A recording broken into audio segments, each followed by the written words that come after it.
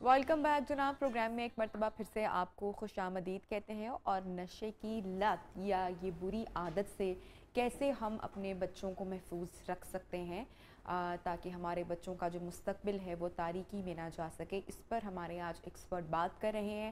آپ کی phone call شامل بھی ہم کر رہے ہیں پروگرام میں. کوئی مسئلہ ہو، اگر آپ کے بچے کے کسی رویے میں آپ تبدیلی محسوس کر رہے ہیں تو بھی آپ کال کر سکتے ہیں اور ایکسپرٹ کی رائے لے سکتے ہیں. ڈاکٹر صداقت، الکوہلک کون ہوتا ہے؟ الکوہلک ایک مریض ہوتا ہے، اور ڈرنکنگ کرنے والا جو ہے وہ مریض نہیں ہوتا. آپ یوں سمجھ لیں کہ جیسے ڈائبٹیز ہے تو یہ ایک مرض ہے، لیکن اگر کوئی مٹھائی وغیرہ کھاتا ہے اور اس کو ڈائبٹیز نہیں ہے تو اس کو ہم ڈائبیٹک نہیں کہیں گے. شوگر کا مریض وہ ہوتا ہے شوگر جو نہیں لے سکتا. اسی طرح نشے کا مریض یا شرابی یا الکوہلک وہ ہوتا ہے جو جسمانی وجوہات سے شراب نہیں پی سکتا، یعنی جس کے جسم میں شراب پینے کا جو نظام ہے وہ بگڑ چکا ہوتا ہے. یعنی جیسے ہمارے جسم میں کھانے پینے کا نظام ہوتا ہے، سانس کا نظام ہوتا ہے اور ڈیفرنٹ چیزوں کا نظام ہوتا ہے، اسی طرح ہمارے جسم میں شراب سے نپٹنے کا نظام ہے، نشے سے نپٹنے کا نظام ہے. اور اگر وہ نظام ٹھیک ہو اور کوئی نشہ کرتا ہے تو زندگی صرف پسماندہ ہوتی ہے، خراب ہوتی ہے. لیکن اگر کوئی جسمانی طور پر نشے سے نپٹنے کے قابل نہ رہے تو پھر اس کی زندگی تباہ و برباد ہو جاتی ہے اور اس کے فیملی والے بھی تڑپنا شروع ہو جاتے ہیں. تو الکوہلک وہ ہوتا ہے جس کو شراب پہ قابو نہیں ہوتا، جو بے موقع شراب کی طلب رکھتا ہے، جو مقدار پہ قابو نہیں کر سکتا، جو شراب پینے کے بعد اپنے آپ پر قابو نہیں رکھ سکتا. ڈاکٹر صاحب، مجھے یہاں پہ یہ جاننا ہے کہ جو شخص الکوہلک ہے یا جو دن رات اس نشے کی عادت میں مبتلا ہے، کیا ایسے شخص کو کوئی مینٹل ڈس آرڈر بھی ہو سکتا ہے، یا اس کی برینز کی جو بھی ساری چیزیں ہیں وہ کیا دوسری ذہنی بیماریوں کی طرف بھی جائے گا یا نارمل ہوگا؟ دیکھیے، ایسے جو شخص کو آپ کہیں گے کہ مینٹل ڈس آرڈر نہیں ہوتے، برین ڈس آرڈر ہوتے ہیں. مینٹل ڈس آرڈرز بعد میں ساتھ جمع ہوتے ہیں جب کوئی نشہ شروع کرتا ہے اور وہ نشے والوں کی کمپنی میں رہتا ہے تو اس کے مائنڈ پہ اثرات ہونے شروع ہوتے ہیں، اس کے سافٹ ویئر پہ اثرات ہونا شروع ہوتے ہیں. لیکن برین ڈس آرڈر ایک ہارڈ ویئر کا ڈس آرڈر ہے جو کہ 4 میں سے 3 نشیوں کو ہوتا ہے. اور اس سے آپ یہ سمجھ سکتے ہیں کہ ان کے نشہ شروع کرنے سے پہلے ان کے موڈ اور مزاج میں خرابیاں ہوتی ہیں، جس کی وجہ سے فطری طور پر وہ نشے کی طرف لپک رہے ہوتے ہیں. تو 4 میں سے 1 ہوتا ہے جو کہ بالکل نارمل ہوتا ہے، اور وہ خام خواہ جمعہ جانجنال جسے کہتے ہیں نا، کہ لوگوں کے بہکاوے میں آ کے تو وہ بلا وجہ نشہ شروع کر بیٹھتا ہے. باقی لوگ زیادہ تر سٹریسز کی وجہ سے، ڈپریشن کی وجہ سے اور دیگر موڈ ڈس آرڈرز جیسے او سی ڈی ہے یا اور بہت سارے موڈ ڈس آرڈرز ہیں جن کو لوگ کوئک فکس کے ذریعے ٹھیک کرنا چاہتے ہیں اور نشے کے پیچھے چلنا شروع ہو جاتے ہیں. اور یہ بڑی کامن سی بات ہے، اسے ہم ڈوئل ڈس آرڈر کہتے ہیں. اور اس سے ریکوری ہے. جو آپ نے برین ڈس آرڈر، جو کہ آپ نے بولا کہ جو الکوہلک ہوتا ہے اس کو مینٹل ڈس آرڈر تو نہیں لیکن برین ڈس آرڈر ہو سکتے ہیں، تو کیا اس کی ریکوری ہو سکتی ہے باقی ڈرگ ایڈکشن کی طرح؟ کیوں نہیں. جو برین ڈس آرڈرز ہوتے ہیں ان کی ریکوری کے لیے 2 چیزوں کی ضرورت ہوتی ہے. ایک تو میڈیکیشن کی ضرورت ہوتی ہے، پھر لائف سٹائل چینج کی ضرورت ہوتی ہے، پھر ان کے ساتھ کاؤنسلنگ کی ضرورت ہوتی ہے تاکہ ان کا سافٹ ویئر جو ہے، یعنی ان کی جو مائنڈ، ماسٹر مائنڈ ہے ان کا، وہ صحیح راہ پہ لگایا جا سکے. تو یہ ایک پروسیس ہے. جیسے آپ اپنے بچے کو اسکول بھیجتے ہیں 16-18 سال کے لیے تو اس کا مقصد ہوتا ہے کہ وہ روشن خیال ہو جائے اور رزق کمانے کے لائق ہو جائے. تو جب آپ ری ہیب میں کسی کو بھیجتے ہیں تو یہ بھی ایک لمبا پروسیس ہے. ضروری نہیں کہ وہ انڈور ہو، لیکن یہ ایک لمبا اور لائف لانگ پروسیس ہے. اور جو ایڈکٹڈ ہیں ان کو اس پروسیس سے گزرنا چاہیے، اور یہ فیصلہ آپ کی فیملی اور آپ خود کریں گے، یہ ڈیسیژن آپ کو لینا پڑے گا. عائشہ صاحبہ، میں آپ سے پوچھنا چاہوں گی کہ ہمارے ہاں جو ریہیبلیٹیشن سینٹرز ہیں ان کا کانسیپٹ یا فاؤنٹین ہاؤس جو ہے اس سے متعلق لوگوں کے دلوں میں بڑا خوف اور ڈر پایا جاتا ہے اور اس کی وجہ سے آپ ایک بیمار یا ایک ایڈکٹڈ شخص کو مزید بیمار کر دیتے ہیں محض کہ ہمیں فاؤنٹین ہاؤس یا ریہیبلیٹیشن سینٹر نہ بھیجنا پڑے.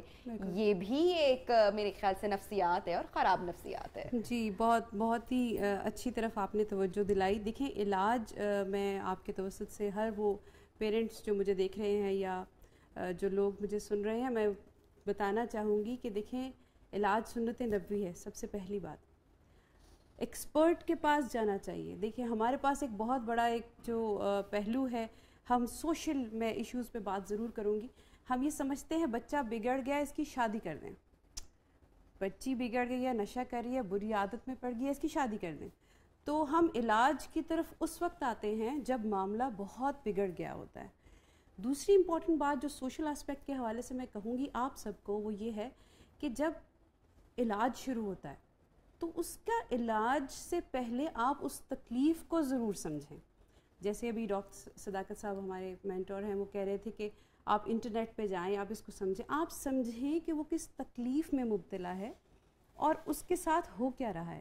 دیکھیے بڑا آسان ہے کہ آپ جب کھولیں گے تو آپ کو پتہ چلے گا کہ جو عام مزہ آپ لیتے ہیں کھانے میں پینے میں, اپنی فیوریٹ ڈش میں یا اپنی فیوریٹ موسم میں یا اپنی فیوریٹ کمپنی میں, وہ تمام کا تمام جو مزہ ہے اس سے 100 ٹائم زیادہ ڈوپامین خارج ہو جاتا ہے جس وقت آپ کسی نشے میں چلے جاتے ہیں اور آپ کبھی بھی دوبارہ زندگی میں ان نارمل چیزوں کی طرف واپس نہیں آ سکتے. تو علاج کے اس کانسیپٹ کو سمجھنا ضروری ہے کہ سب سے پہلے تو ڈاکٹرز کیا کریں گے, اس کے بعد کیا ہوگا, اس کے بعد کیا ہوگا. تو جو پورا پروسیس ہے اگر آپ اس کو سمجھ جائیں, اس میں انوالو ہو جائیں تو پھر ریکوری کے چانسز بہت زیادہ ہو جاتے ہیں. اور عمران صاحب یہ جو لوگوں کے جس طرح ہم بریک میں بھی ذکر کر رہے تھے کہ لوگوں کے ذہن میں جو خوف ہوتا ہے کہ پتہ نہیں کس طرح سے ٹریٹ کیا جائے گا ہمارے بھائی کو یا ہمارے بیٹے کو, تو ریہیب نہیں بھجوانا اور اسی میں وہ شخص اور بیمار ہو رہا ہوتا ہے, تو کس طرح سے فاؤنٹین ہاؤس میں جو ہے وہ ٹریٹمنٹ کی جاتی ہے؟ پہلے تو سب سے جو امپورٹنٹ بات ہے میں سمجھتا ہوں کہ ایک بہت زبردست قسم کے مت ہے, اس کو سمجھنا چاہیے کہ نشہ جو ہے جب نشہ ہو جاتا ہے یا نشے کی بیماری ہو جاتی ہے تو یہ ایک بیماری ہے. دیکھیے اگر کسی کو بیماری ہے تو وہ اس کو ضرور ہاسپٹل لایا جائے. بیماری کے لیے ضروری ہے کہ اس کو ہاسپٹل لایا جائے. بیمار جب ہو جاتا ہے اس کو ہاسپٹل لے جاتے ہیں. اور اگر ہم اس کو بدماشی یا آوارہ پن سمجھیں تو پھر اس کے تو ہاسپٹل لے آنے کی ضرورت نہیں ہے. جبکہ نشے کی بیماری ایک زبردست بیماری ہے, جیسے رہنے والی بیماری ہے. یعنی اچھی طرح سے بات آج سمجھ لیں کہ نشے کی بیماری جو ہے وہ ایک بیماری ہے کہ جو خود شروع ہوتی ہے, جو رہنے والی بیماری ہے, اگر اس کا یہ بڑھنے والی بیماری ہے اور اگر آپ علاج نہیں کروائیں گے تو یہ مار دینے والی بیماری ہے. ایمفیسس کس بات پہ ہے کہ یہ بیماری ہے. جب آپ یہ سمجھ لیں گے بیماری ہے تو اور مان لیں گے بیماری ہے تو پھر آپ ریہیب میں بھی جائیں گے اور ہاسپٹل میں بھی جائیں گے. تو سب سے پہلے اور یہ بھی بات کہ ہم ہمیشہ بات کرتے ہیں جب بھی ہم کسی مینٹل ڈس آرڈر پہ بات کرتے ہیں یا ایڈکشن پہ بات کرتے ہیں تو میں ہمیشہ یہ بات کہتی ہوں کہ جیسے ہمارے جسم کے کسی بھی دیگر حصے میں بیماری ہوتی ہے یا ہمارا زخم ہوتا ہے تو ہم اس زخم کو کبھی بھی کھلا نہیں چھوڑتے ہیں. ہم ہمیشہ جو ہے وہ کسی ایکسپرٹ کے پاس جاتے ہیں, ڈاکٹر کے پاس جاتے ہیں نا کہ خون بہہ رہا ہے یا زخم آ گیا جسم میں تو اس کو علاج کی. تو اسی طرح جو ہماری ایڈکشنز ہیں یا جو دماغی بیماریاں ہیں یا جو برین ہم اس کو کیسے چھوڑ دیتے ہیں, ہمیں اس کا بھی علاج کرنا ہے. لیکن میں اس سے بھی پہلے ایک بات کہنا چاہتا ہوں اور وہ ایک بہت امپورٹنٹ بات ہے اور آپ کے ٹی وی کے پروگرام سے جو بھی لوگ دیکھ رہے ہیں سن رہے ہیں ان کو یہ بتانا چاہتا ہوں کہ آپ سمجھ لیں کہ دماغ کی بیماری صرف اس شخص کو ہو سکتی ہے کہ جس کے پاس دماغ ہو. شرط ایک ہی ہے, یعنی کہ ہر شخص کو ہو سکتی ہے. جو لوگ جتنے لوگ ٹی وی پروگرام دیکھ رہے ہیں یہ سمجھ لیں کہ دماغ کی بیماری, دیکھیں دماغ کی بیماری اس پر بات کرنے میں شرم اور آر محسوس کی جاتی ہے. گھر میں اگر کوئی بچہ ایڈکٹڈ ہے یا کسی بھی قسم تو ہم اس کو چاہیں گے پیرنٹس کے کمرے میں بند کر دیں, کسی کو پتہ نہ چلے, چھپا کر رکھیں. اچھا اس کا ایک اور بیماری, یہ ہمارا معاشرتی پرابلم ہے. اگر ہمارے دل کی بیماری ہے تو ہم پراؤڈلی اپنے دوستوں سے ڈسکس کرتے ہیں, لوگ ہمیں مشورہ دیتے ہیں, ہمیں سپورٹ کرتے ہیں, ہمارے ساتھ ہیلپ آؤٹ کرتے ہیں. اگر ہمیں آنکھوں کی بیماری ہے تو ہمیں ڈاکٹرز کے بارے میں بتایا جاتا ہے. لیکن اگر ہمیں دماغ کی بیماری ہے تو ہمیں کہا جاتا ہے تم پاگل. اس میں میں تھوڑا سا اس میں جو سب سے بڑا المیہ یہ ہے کہ جب پاگل پن کا جو اسٹگما آ جاتا ہے تو اس کی وجہ سے پھر ہم ان چیزوں کو چھپاتے ہیں. جبکہ اگر ہم ڈسکس کریں, جس طرح میں نے آپ کو بتائی بات کہ دماغ کی بیماری سے وہ شخص کو ہو سکتی ہے، تو یہ ہر شخص کا مسئلہ ہے اور ہر گھر کا مسئلہ ہے۔ ہمارے یہاں پہ کتنے زیادہ اینگر کے یا غصے کے ایشو ہیں ہم کبھی بھی سمجھ نہیں سکتے ہیں۔ میری بہن she studying psychology in Australia Melbourne, تو اس نے مجھے بتایا وہ یہاں سے انہوں نے ماسٹر کیا تھا and she is gold medallist, اور اب وہ وہاں پہ اپنی ڈگری کمپلیٹ کر رہی ہیں۔ تو اس نے مجھے ایک بڑے مزے کی بات شیئر کی اور میں نے احساس کیا کہ ہمارے یہاں تو یہ ہوتا ہی نہیں۔ اس نے بولا کہ میں جب فرسٹ ڈے اپنی کلاس میں گئی اور ہمارے ٹیچرز وغیرہ آئے تو سب اسٹوڈنٹ بتا رہے ہیں کہ ان کو کیا ایشو ہے، کوئی بتا رہا ہے کہ مجھے PTSD ہے، کوئی کہہ رہا ہے مجھے اینگر مینجمنٹ ایشو ہے، اور کہتی مجھے احساس ہوا کہ جو مجھے بھی موڈ سوئنگز ہوتے ہیں، مجھے تو ساری زندگی کبھی اس بارے میں ہم نے کبھی ذکر ہی نہیں کیا ہمارے ملک میں یا ہمارے معاشرے میں۔ ہم تو کہتے ہیں یہ تو پاگل ہے اگر یہ خود بتا رہے ہیں اپنے۔ چیز جو تسلیم کرنے کی ہے کہ جو مینٹل ڈس آرڈرز ہیں یا جو برین ڈس آرڈرز ہیں یہ بھی جسمانی بیماریوں کی طرح ہے، کیونکہ یہ جسم کا حصہ ہے، اور دماغ اگر آپ نے کبھی کسی کا دماغ کھایا ہو، بکرے کا دماغ کھایا ہو، تو آپ کو پتہ ہے کتنا نازک ہوتا ہے، اور اللہ تعالیٰ نے اس کو ایک ہیلمٹ میں رکھا ہوا ہے، ایک موٹی ہڈی میں محفوظ کر کے رکھا ہوا ہے، لیکن اس کا مطلب یہ نہیں کہ وہ بیمار نہیں ہو سکتا۔ اور نشانیاں یہ بھی ضروری نہیں ہے کہ کوئی بڑی بات ہو تو آپ سمجھیں کہ دماغ میں کوئی مسئلہ ہے۔ اگر آپ کو وہم ہوتے ہیں، وسوسے ہوتے ہیں، منفی خیالات ہوتے ہیں، یا سٹریس آتی ہے، یا بغیر وجہ کے غم ہوتا ہے، یا بغیر وجہ کے خوشی ہوتی ہے، تو آپ سمجھ لیں کہ معاملہ گڑبڑ ہے۔ اور میں آپ کو بتاؤں کہ یہ اویئرنیس بہت دیر سے آتی ہے، بہت مشکل سے آتی ہے۔ مجھے کوئی 30 سال پہلے یہ اویئرنیس آئی کہ جسمانی صحت کا خیال رکھنا چاہیے ورنہ یہ بگڑ جاتی ہے۔ زیادہ تر اس سے پہلے میں بھی سمجھتا تھا اور لوگ بھی سمجھتے ہیں کہ صحت نے جب تک ٹھیک رہنا ہوتا ہے ٹھیک رہنا ہوتا ہے، جب خراب ہونا ہوتا ہے تو خراب ہو جاتا ہے۔ تو 30-35 سال پہلے میں نے سوچا کہ جسمانی صحت جو ہے اس کا خیال رکھنا چاہیے، پر محض 10 سال پہلے میں نے سوچا کہ ذہنی صحت کا بھی خیال رکھنا چاہیے، اور میں نے کہنا شروع کر دیا سب کے سامنے کہ مجھے لگتا ہے کہ مجھے اپنی ذہنی صحت کا خیال کرنا ہوگا۔ تو لوگ اکثر پوچھتے ہیں کیوں، کیا ہوا؟ تو میں کہتا نہیں ابھی کچھ ہوا نہیں ہے۔ ایسی میں ایک ٹی وی پہ انٹرویو کے لیے گیا تو روشنیاں بہت زیادہ تھیں، تو میں نے کہا کہ میری آنکھوں میں پڑ رہی ہے روشنی، تو میں مطلب یہ ہٹا دیجئے اس کو، یہ روشنی ہٹا دیجئے۔ تو انہوں نے کہا کیوں، خیر ہے آپ کی آنکھیں ٹھیک ہیں؟ میں نے کہا ٹھیک ہے اسی لیے احتیاط کر رہا ہوں۔ تو میں یہ کہنا چاہوں گا کہ اس بات میں کوئی شرم کی بات نہیں کہ 10-11 سال پہلے جب میں نے سوچا کہ مجھے اپنی ذہنی صحت کا خیال رکھنا ہے، تو اس وقت ویسے میں اندر سے یہی سوچ رہا تھا کہ میری ذہنی صحت بالکل ٹھیک ٹھاک ہے، لیکن پھر 1-2 سال گزرنے کے بعد جب میرا اس پہ فوکس رہا تو مجھے پتہ چلا کہ نہیں، میری ذہنی صحت کے بھی مسائل ہیں، سٹریس ہے، اور پھر وہم ہے، وسوسے ہیں، منفی خیالات ہیں۔ پھر میں نے ان پہ کام کرنا شروع کیا، اور اس سے جو فائدے ہوئے وہ توقع سے بڑھ کر تھے۔ اور ابھی 1.5-2 سال پہلے میں نے چائے چھوڑ دی، کیونکہ خام خائی میں نے 50 سال پہلے کوئی چائے، جب میں کراچی حصول تعلیم کے لیے گیا تھا ڈاؤ میڈیکل کالج میں، تو میں نے وہاں کراچی کے فیشن کے مطابق بہت چائے پینا شروع کر دی۔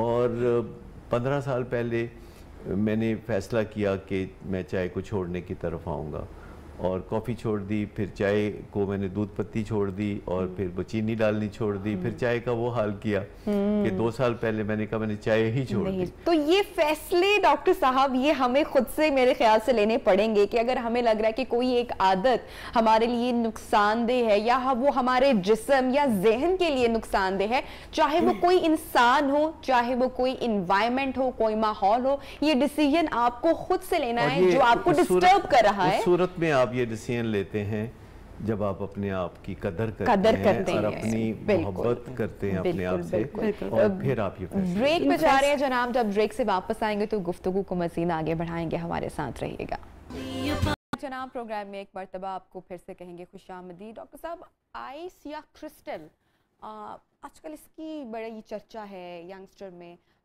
کس طرح کی یہ ڈرگ ہے؟ دیکھیں، نشے 4 قسم کے ہوتے ہیں۔ ایک جو دماغ کو یعنی نیچے کی طرف لے کے جاتے ہیں، اور یہ شراب یا ٹرینکلائزرز اس قسم کے نشے ہیں۔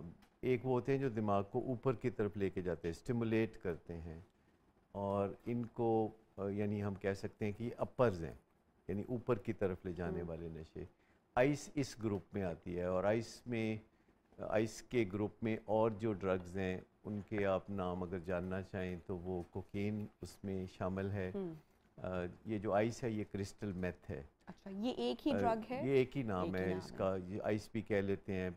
लाहौर में अब इसका नाम शाबू रखा हुआ है उन्होंने। अच्छा। ये नाम बदलते रहते हैं, कुछ ना कुछ करते रहते हैं। और चाय कॉफ़ी के अंदर जो कैफीन होती है वो भी इसी ग्रुप से ताल्लुक़ रखती है।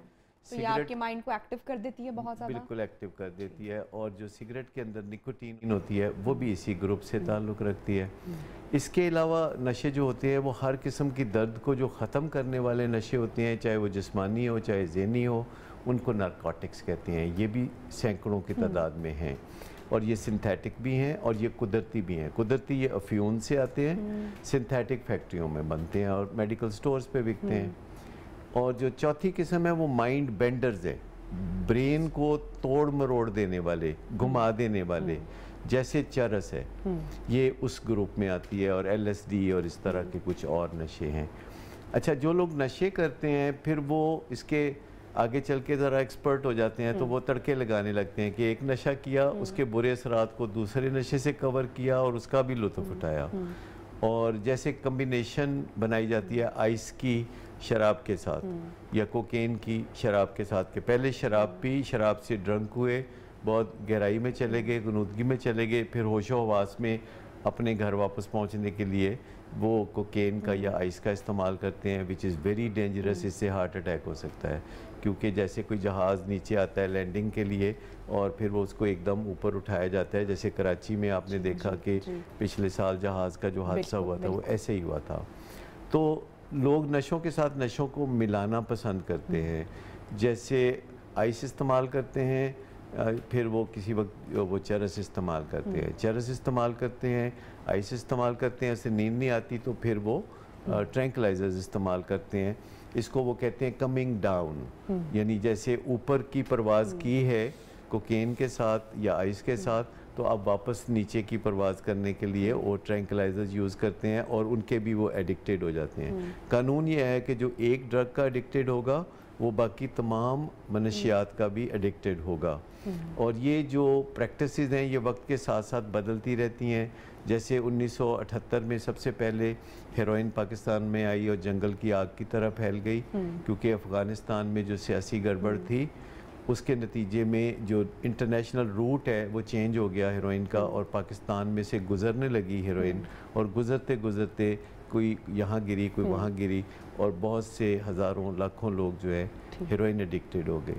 उसके बाद ये पिछले कोई 15 साल से आहिस्ता आहिस्ता ये कोकेन पाकिस्तान का रुख करने लगी, और फिर गरीबों की कोकेन जिसे आइस कहते हैं ये ज़रा थोड़ी उससे सस्ती होती है, और ये इसमें ख़तरनाक वाली बात यह है कि ये घरों में लोग बना सकते हैं और किसी को कानो कान खबर नहीं होती जब तक कि कभी गलती ना हो जाए और धमाका ना हो जाए। और पेशावर के अंदर बेपनाह फैक्ट्रियाँ हैं, कराची के अंदर हत्ता कि फ्लैट्स वाली बिल्डिंग के अंदर कोई आइस बना रहा था जिससे धमाका हुआ तो फिर पता चला। तो लाहौर में, फैसलाबाद में, रावलपिंडी में, तमाम बड़े शहरों में ये जो काला धंधा है ये पूरे ज़ोरों पे जारी है। और आप यूँ समझ लें कि जैसे लोग टेलीफोन पे ऑर्डर करके पिज़्ज़ा मंगा लेते हैं, इसी तरह लोग टेलीफोन पे होम डिलीवरी इन चीज़ों की भी ले लेते हैं। और जो वर्स्ट चीज़ है वो ये है कि पाकिस्तान की अशराफिया इन चीज़ों से सबसे ज़्यादा मुतासर हो रही है। अमेरिका में अशराफिया मनशियात से मुतासरा नहीं है। वहाँ एक एवरेज सिटीज़न जो मिडल या लोअर मिडिल क्लास के लोग हैं वो शराब वगैरह बहुत ज़्यादा पीते हैं, लेकिन पाकिस्तान में शराब का इस्तेमाल ज़्यादातर वो लोग करते हैं जो जिनके हाथों में मुल्क की बागडोर होती है, या ऐसे लोग शराब पीते हैं जो जहाज़ चलाते हैं तो साथ शराब पीते हैं, या फिर डॉक्टर्स हैं जो कि ऑपरेशन करते हैं और शराब के नशे में करते हैं, ब्यूरोक्रेट्स हैं, वकला हैं, जजेज़ हैं, बस क्या क्या कहूँ मैं। डॉक्टर इमरान साहब, जो लोग रिहैब से कंसल्ट करते हैं या फाउंटेन हाउस जाते हैं और पूरी 100% या 80% रिकवरी के बाद वो अपने घर वापस लौटते हैं, और पेरेंट्स के लिए भी आई एम श्योर वो बड़ा खुशी का लम्हा होता होगा जब वो ये तसव्वुर करते हैं कि उनकी औलाद या उनका जो भी रिलेटिव है वो बिल्कुल अच्छे से रिकवर करके वापस आ पहुँच जाए। कितने % चांसेस हैं और वो कौन से अनासर हैं जो दोबारा ऐसे रिकवर्ड शख्स को दोबारा एडिक्शन में ले जाते हैं? अच्छा, बड़ा ज़बरदस्त क्वेश्चन है, और ये क्वेश्चन हर उस शख्स के दिल में रहता है कि जिसने अपने बच्चे का इलाज कराया, और उस बच्चे के भी दिल में रहता है कि मैं तो रिकवर्ड हो गया। पहली बात तो है कि ड्रग एडिक्शन में कोई बंदा रिकवर्ड नहीं होता, वो तो फिर रिकवर्ड अल्लाह मियां के पास हो जाता है, रिकवरिंग का सिलसिला होता है। अच्छा, ये एडिक्शन के अंदर जो सबसे इम्पॉर्टेंट चीज़ है उसके 2 स्टेजेस हैं, और उसमें ये कहते हैं कि एक्यूट फेज़ होता है, एक एक्यूट विड्रॉल होता है, जो कुछ दिनों के अंदर अंदर जो जिस्मानी अलामात हैं, जो जिस्मानी तकलीफ़ें हैं, वो 15 दिन से लेकर 21 दिन तक के दरमियान वो अलामात जो है ना कम हो जाती हैं, ख़त्म हो जाती हैं। लेकिन उसके बाद जो है ना वो एक लंबी मुद्दत तक उसको पोस्ट एक्यूट विड्रॉल कहते हैं, पा कहलाता है, इसको पंजा कहते हैं, पोस्ट एक्यूट विड्रॉल। ये तकरीबन 27 महीने का टाइम लगता है इसमें। 27 समझ रहे महीने बात का को कि यहाँ से इस बात को समझने के लिए, यहाँ से इस चीज़ को छोड़ने के लिए इसमें तकरीबन 27 महीने। इसी वजह से कहते हैं कि 3 महीने इनिशियली तौर पे जो है ना उसको इंडोर ट्रीटमेंट की ज़रूरत है, जिसमें अब नए कॉन्सेप्ट्स आ गए हैं, जिसमें फैमिली का भी इन्वॉल्व होना बहुत ज़रूरी है, और बाकी 24 मंथ्स तो वैसे ही उसको रिकवरी में टाइम चाहिए होता है। तो अलमिया ये होता है कि हम जब देखिए, छोटी सी बात ये है कि जब भी हम किसी पेशेंट को अपने हॉस्पिटल में एडमिट करते हैं, तो जब वो एक सेफ इन्वायरमेंट में आ जाता है, वो कोई नशा नहीं लेता है, प्रॉपर उसको दवा मिल रही होती है, प्रॉपर उसको खाना मिल रहा होता है, वो एसी में रह रहा है, शेड में रह रहा है, उसको वो नशा हासिल करने के लिए वो तकलीफ़ नहीं उठानी पड़ रही है, रोडों पे नहीं जाना पड़ रहा, छुप छुप के नशा नहीं करना पड़ा, चोरी नहीं करनी पड़ रही, समझ रहे बात को, उसके साइड इफेक्ट्स नहीं हो रहे, तो नेचुरली उसकी शक्ल सूरत बेहतर होना शुरू हो जाती है, उसका वेट गेन होना शुरू होता है, वो खूबसूरत लगने लगता है। तो घर वाले ये समझते हैं 2 महीने 3 महीने के बाद कि ये तो बहुत जनाब कोई हज करके आया है, और उसमें वो खुशी खुशी जो है ना उसको बहुत अप्रिशिएट करते हैं। लेकिन वहाँ पे ये मामला होता नहीं है, वो अंदर से तो वो प्लानिंग कर रहा होता है, ये सोच रहा होता है कि मैं घर जाते ही पहला ये काम करूँगा। देखिए, उस पे जो सबसे इम्पोर्टेंट बात है जो मैं समझता हूँ, सर यहाँ बैठे हुए हैं, उन्होंने पहले भी बात की है कि जो फैमिली ट्रेनिंग है। देखिए, मैं एक बात हमेशा फैमिलीज़ को ये कहता हूँ कि आप अपने बच्चे को जब एक स्कूल में दाखिल कराते हैं और प्राइमरी स्कूल में दाखिल कराते हैं, तो जो पहला साल होता है 1 साल, उसमें बच्चे को जब आप छोड़ के आते हैं, तो अगर आप उसका होमवर्क नहीं चेक करते, जब तक आप उसको पूछते नहीं है कि क्लास में तुमने क्या पढ़ा है, तो क्या वो पास हो जाएगा? उतनी मेहनत करते हैं उसके लिए, और उसके बाद पूरे सालों आप मेहनत करते हैं, स्ट्रगल भी साथ साथ 24 घंटे उसके साथ होते हैं, उसका स्कूल का काम देख रहे होते हैं, उसका होमवर्क चेक कर रहे होते हैं, टीचर के साथ कन्वर्सेशन कर रहे होते हैं, और यहाँ पे जिंदगी खत्म होने वाली बीमारी है। और ऐसी बीमारी है कि जिसको अगर प्रॉपर टाइम दिया जाए तो ये ठीक भी हो सकती है, लेकिन अलमिया ये है कि हॉस्पिटलों पे छोड़ दिया जाता है, और खुद ये कहते हैं कि हमें जरूरत तो कोई नहीं है पढ़ने की। तो मेरी रिक्वेस्ट ये है कि एक ट्राइंगल है, और वो ट्राइंगल में एक तरफ प्रोफेशनल्स है, एक तरफ पेशेंट है, और एक तरफ फैमिली है। और वहाँ अच्छा, ये किसी भी बीमारी के लिए है, ये किसी भी बीमारी जो रहने वाली बीमारियां हैं, क्रॉनिक बीमारियां जैसे डायबिटीज़ है, या हार्ट की बीमारी है, या ड्रग एडिक्शन है, ये सेम सारी बीमारियां सी ये रहने वाली हैं, ये ज़िंदगी के साथ रहेंगी, ये समझ लें। आज ज़िंदगी के साथ रहने वाली बीमारी, इसमें ये ट्राइंगल का साथ होना बहुत इंपॉर्टेंट है, क्योंकि कहीं पे तो फैमिली माइनस है, कहीं पे प्रोफेशनल माइनस है, और कहीं पे पेशेंट माइनस है, तो ये काम नहीं चलेगा। जहाँ पे ये तीनों ट्रायंगल बनता है, वहीं पे पेशेंट का ठीक होने का चांस ज़्यादा है, और रिहेबिलिटेशन में यही काम करता है, तो फिर रिलैप्स होने के चांसेस कम है। अदरवाइज 97% रिलैप्स है। ठीक है। और हमारे यहाँ जो है ब्रेक पे जा रहे हैं जनाब, जब ब्रेक से वापस आएंगे तो हम ये भी बात करेंगे कि पेशेंट की विलिंगनेस के बगैर भी हम उसको एडमिट करवा सकते हैं, अगर ज़बरदस्ती भी करवाना भी हो सकता है या नहीं हो सकता, इस पर भी बात करेंगे एक छोटी सी ब्रेक के बाद। Stay with us. तो हुकूमत है वो किस तरीके के इकदाम उठाए जा सकते हैं कि जो नौजवान नस्ल है उसमें जो नशे की लत है उसकी रोकथाम के लिए कुछ किया जा सके? जी, बहुत अच्छा सवाल है। मैं समझती हूँ कि ये इतना ग्रेव इशू है कि इस पर ज़रूर गवर्नमेंट को और ज़्यादा एक्टिव होने की ज़रूरत है, और इसकी प्रेवलेंस अब यंगस्टर्स में इतनी ज़्यादा है कि हमारा एक बहुत बड़ा लॉट जो है वो शायद ज़िंदगी में कहीं जो है वो वेव अच्छी रास्तों पे चल पड़े, तो उसके लिए बहुत हेल्प की ज़रूरत है।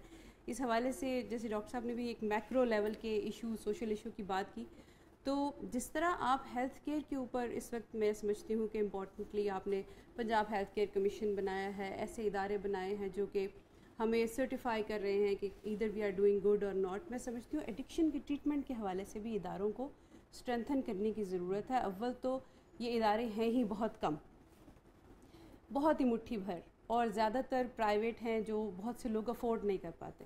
फाउंटेन हाउस इस टर्म में मैं समझती हूँ हमारी लीडरशिप की तरफ से एक बड़ी खुशकिस्मती की बात है कि हम चैरिटेबल हैं और हम ऐसी कम्युनिटी को फ़ायदा पहुँचाने की कोशिश कर रहे हैं जो कम्युनिटी अंडर प्रिविलेज क्लास से है। लेकिन ये सिर्फ एक फाउंटेन हाउस कतन काफ़ी नहीं है। मैं समझती हूँ न सिर्फ ऐसे इदारे जो कि ऐसे लोग जो काम कर रहे हैं एडिक्शन के लिए उसको स्ट्रेंथन करने के लिए, उनको सर्टिफाई करने के लिए अपना रोल प्ले करें, बल्कि ऐसे और मज़ीद इदारे बनाए जाएं जो बहुत इम्पॉर्टेंट है। क्योंकि जैसे डॉक्टर साहब ने कहा कि 33% ऑफ द पॉपुलेशन में भी suffering with the problems related to drug and drug relation, जो ड्रग रिलेटेड एक्टिविटीज़ हैं, तो वहाँ पे इतनी सारा पॉपुलेशन जो है वो कुछ चंद इदारों के बस की बात नहीं है। इस पे तो इस लेवल की मीडिया कैंपेन, इस लेवल की हेल्थ कैंपेन्स जो हैं वो होनी चाहिए। और मैं समझती हूँ हमारे जो टॉप मोस्ट सेलिब्रिटीज़ हैं उनको इस पर बात करनी चाहिए। They are very attractive for youngsters specially, कि वो ये बात कर रहे हों कि देखिए कि ड्रग के अगेंस्ट बात कर रहे हों, हम फिल्म्स बनाएं इनके ऊपर ऐसी जिसके साथ लोग मोटिवेट हों टवर्ड्स कमी, लाइक जिससे वो उनको बुरा समझना शुरू करें या उनसे बचने के लिए अपने आप को इक्विप कर पाएँ इससे पहले कि उनको वो चीज़ ऑफर हो। तो ये बहुत इंपॉर्टेंट इकदाम हैं, मैं समझती हूँ। दो बातें और भी शामिल मैं करना चाहता हूँ और बहुत इंपॉर्टेंट है कि देखिए जो सबसे ज़्यादा अफेक्टेड पॉपुलेशन है वो यंग एडल्ट्स हैं। तो वो नेचुरली या तो वो मस्जिद जाते हैं या वो स्कूल कॉलेज जाते हैं। तो यहाँ पे कौन है टीचर्स, कौन है इमाम? तो ये जो इमाम तबका है, जो हमारे उलमा कराम है और जो हमारे असातिज़ा कराम, इन दोनों को प्रॉपर ड्रग एडिक्शन के बारे में पढ़ाना चाहिए और उनसे पढ़वाना चाहिए। देखिए जब आप ये मॉडल शुरू कर लेंगे तो उसका फ़ायदा ये होगा कि हमारे स्कूल के सिलेबस में, हमारे कॉलेज के सिलेबस में ये नो हाउ मौजूद होगी, तो फिर ये आसानी शुरू हो जाएगी। जब नेचुरली कोर्सेज में शामिल होगा तो टीचर्स भी पढ़ाएंगे और वालिदैन भी उसको पढ़ेंगे और समझेंगे। यही बदकिस्मती है। देखिए ना, अभी तक जो बात हो रही है कि नशा जो है वो उसको बीमारी ही नहीं समझा जाता और जहनी बीमारियों को भी कोई बीमारी ही नहीं समझता। और जो एक बहुत बड़ा अलमिया मैं आपकी टीवी के तवज्जो से बताना चाहता हूँ कि हर चीज़ के पीछे कहा जाता है कि जादू है, हर चीज़ के पीछे कहा जाता है कि नज़र लग गई है, हर चीज़ के पीछे कहा जाता है कि इसमें तावीज़ कर दी गई है। तो बात यह है कि जब इस तरह के मिथ्स हैं, गलत कॉन्सेप्ट्स हैं हमारे माशरे में फैले हुए, तो उसको चेंज करने के लिए ग्रास रूट लेवल पे काम करना चाहिए। और ग्रास रूट लेवल जो है वो घर से, प्राइमरी स्कूल से, फिर कॉलेज और फिर यूनिवर्सिटीज़ में, और फिर ख़ास तौर पे जो हमारा एक बहुत बड़ा तबका हमारे स्टूडेंट्स का जो उलमा कराम के अंडर में पढ़ता है और मदरसों में और इस तरह की तालीम हासिल करता है, तो इन लोगों को इन्वॉल्व करना चाहिए और मास लेवल पे इनको प्रोफेशनली इनको तालीम देनी चाहिए, उलमा कराम को, असातिज़ा कराम को, मिथ्स पे नहीं। लेकिन जो बेहतरीन प्रोफेशनल्स हैं पाकिस्तान में, डॉक्टर सदाकत साहब जैसे और बहुत सारे साइकेट्रिस्ट और बहुत से टीचर्स मौजूद हैं जो उनको ट्रेन करें, और गवर्नमेंट को अपना हिस्सा ज़रूर इसमें डालना चाहिए। सही। डॉक्टर साहब, अभी बहुत सारे लोग जो प्रोग्राम देख रहे हैं, कि एक कॉलर भी आए हमारे साथ जिन्होंने प्रोग्राम के आगाज़ से बताया कि जो हेरोइन का इस्तेमाल कर रहे थे और उन्होंने इससे रिकवरी की, और कितने साल गुजरने के बावजूद भी वो जो उसके आफ्टर इफ़ेक्ट्स हैं वो उससे गुजर रहे हैं। तो इसमें से जो एक बहुत ही खौफनाक जो सूरत हाल है वो इनफर्टिलिटी की भी है, कि शौक में, ना समझ में, या समझते हुए, या किसी भी सूरत हाल में आप एडिक्टेड तो हो गए, या नशे का इस्तेमाल तो आपने कर लिया, और अगर आप चले रिकवर भी कर जाते हैं तो फिर उसके बाद उस शख्स को या उस फैमिली को किन किन मसाइल में से गुजरना पड़ता है, जिनमें से एक इनफर्टिलिटी भी है। देखिए, इनफर्टिलिटी के जो मसाइल हैं अपनी जगह हैं, कि जो लोग ड्रग्स इस्तेमाल करते हैं उनके बच्चों की पैदाइश के मौके पर या उसके बाद आपको बहुत सारे मसाइल का सामना होता है। फिर बहुत सारे लोग जो है मसनूई तौर पर अपने आप को कुर्बत के लम्हात के लिए जो तैयार करते हैं वो ड्रग्स के लिए, ड्रग्स के ज़रिए करते हैं, और जब वो ड्रग्स को छोड़ते हैं तो उनको ये मसाइल पेश आते हैं कि उनके लिए غربت کے لمحات کو نبھانا مشکل ہو جاتا ہے، نیند ان کے لیے مشکل ہو جاتی ہے، اور جتنے بھی مسائل ہوتے ہیں بنیادی طور پر انسانوں کے مسائل کی جڑ فوبیاز ہیں، یعنی خوف زدہ ہونا ہے۔ انسان کے دماغ میں ایک چھوٹا سا بادام کے سائز کا اپریٹس ہے جسے امیگڈلا کہتے ہیں، اور وہ ڈر کو پرسیو کرنے کے لیے ہے۔ یعنی اگر فرض کریں ہمیں کوئی ایسی سچویشن کا سامنا ہے جس میں کوئی حقیقی خطرہ ہے، جیسے کوئی سانپ سامنے آ جاتا ہے، یا کوئی ایسی سچویشن جس میں ہمیں کوئی خطرہ ہوتا ہے سچ مچ کا، تو وہ ہم دیکھ سکیں، امیگڈلا اس لیے ہے۔ لیکن ہم لوگ پھر اس کا غلط استعمال شروع کر دیتے ہیں اور فوبیاز میں مبتلا ہوتے ہیں، خوف میں مبتلا ہوتے ہیں، جیسے مائیں بچوں کو کہتی ہیں تھوڑا راہ راست پہ لانے کے لیے کہ تم ٹھیک ہو جاؤ، نہیں تو بابا آ جائے گا، نہیں تو شام کو تمہارے ابا آئیں گے تو وہ پتہ نہیں کیا کر دیں گے۔ اور ہر جگہ اسے ایک ٹول کے طور پر استعمال کیا جاتا ہے کہ کسی کو خوف میں مبتلا کر کے تو اپنے مطلب کے سانچے میں ڈالنا۔ ساری خرابیوں کی جڑ خوف زدہ ہونا ہے۔ اچھا، جب ہم ڈر اور خوف میں فرق کر سکتے ہیں اور ہم صرف ڈرتے ہیں، خوف زدہ نہیں ہوتے۔ اچھا، زیادہ تر لوگ جو ہیں ڈر کے بارے میں ڈینائل میں ہوتے ہیں کہ وہ کہتے ہیں میں کسی چیز سے نہیں ڈرتا، حالانکہ ڈرنا انسان کی ایک صلاحیت ہے تاکہ وہ بچ سکے، لیکن خوف زدہ ہونا انسان کی ایک بیماری ہے جس سے بڑی خرابیاں پیدا ہوتی ہیں، اور وہ پھر ڈرگز کی طرف جانے کی بنیادی وجہ بھی بن جاتی ہے۔ آپ یوں سمجھیں کہ جو سب سے بڑا خوف ہوتا ہے انسان کو، وہ موت کا خوف ہوتا ہے۔ اس کے علاوہ fear of unknown, fear of unseen, پتہ نہیں جو کچھ میرے پاس ہے کہیں یہ ختم نہ ہو جائے، مجھے کہیں نظر نہ لگ جائے، میں کہیں ایسے کروں گا تو پھر ایسے کرنے سے میرے سے سب کچھ چھن نہ جائے۔ تو لوگ چونکہ سائنٹیفک مائنڈڈ نہیں ہوتے اور وہ چیزوں کا کریڈٹ اور ڈسکریڈٹ بھی اپنے آپ کو نہیں دیتے، قسمت کو دیتے ہیں، تو اس سے بڑے مسائل ہوتے ہیں۔ لیکن سب سے بڑا جو خوف ہے موت کا خوف، اگر کوئی اس سے نجات پا لے تو آپ سمجھے کہ اس کی زندگی جنت کا نمونہ بن جائے گی، کیونکہ موت برحق ہے، موت ہر ایک کو آنی ہے، اور اس کو تسلیم کر لینا کہ یہ کسی وقت بھی آ سکتی ہے، تو موت کے لیے ہر دم تیار رہنا، یہ ایک بہت اہم چیز ہے۔ اور چونکہ موت پھر ہر دم آتی نہیں ہے تو زندگی کے لیے تیار رہنا اس سے بھی زیادہ اہم ہے۔ اب یوں سمجھیں کہ میں نے اس کے لیے اپنے لیے ایک انالوجی بنا رکھی ہے کہ فرض کریں کہ موت کا فرشتہ اچانک آ جاتا ہے، میں دفتر میں بیٹھ کے کام کر رہا ہوں، اور وہ آ کے کہتا ہے کہ جی میں آپ کی روح قبض کرنے آیا ہوں، تو میرے پاس اس کے سوا کیا چاہ رہا ہے کہ میں کہوں جی ٹھیک ہے پلیز ڈو اٹ، اور تو میں کچھ بھاگ دوڑ نہیں کر سکتا اس وقت۔ لیکن پھر ایک اور انالوجی ہے کہ میرے دفتر میں کام کر رہا ہوں اور بہت انہماک سے کام کر رہا ہوں، اور موت کا فرشتہ آ جاتا ہے اور آ کے کہتا ہے کہ میں یہیں سے گزر رہا تھا شادمان سے، تو میں نے کہا چلیں آپ سے ملتے جاتے ہیں، تو ابھی آپ کی روح قبض کرنے کا کوئی ارادہ نہیں ہے اور آپ کام کیجئے۔ تو میں بولوں گا اچھا کام کروں گا، مطلب ہے اس وقت میرے پاس اس کے سوا کوئی چارہ نہیں ہوگا کہ میں کام کرنے پہ آمادہ ہو جاؤں۔